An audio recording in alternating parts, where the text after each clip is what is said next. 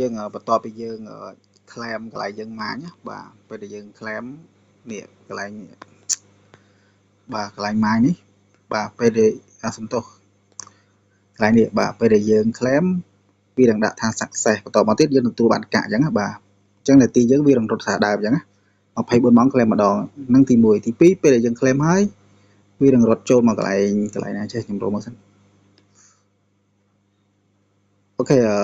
កាក់របស់យើងវាលោតចូលមកកន្លែង10ដូចខ្ញុំ21គ្រាប់មួយថ្ងៃអញ្ចឹងណាហើយបន្តមកទៀត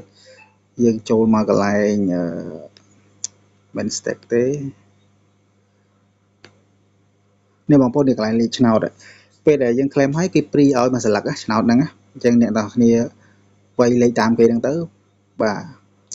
គឺលេខ countdown របស់ខ្ញុំគឺ394អញ្ចឹងអ្នកទាំងអស់គ្នាលេខអីវាយហ្នឹងទៅនេះលេខ countdown ណាក្រុមហ៊ុនគេឲ្យគេត្រៀមចាំវត្ត394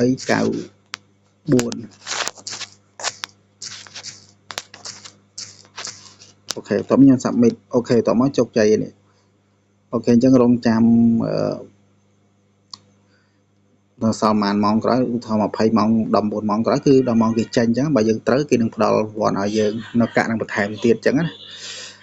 អូខេកន្លែងនេះចំនួនកាក់វាលោតឡើងលើរហូតអ្នកនរគ្នាហ្នឹងហើយអូខេ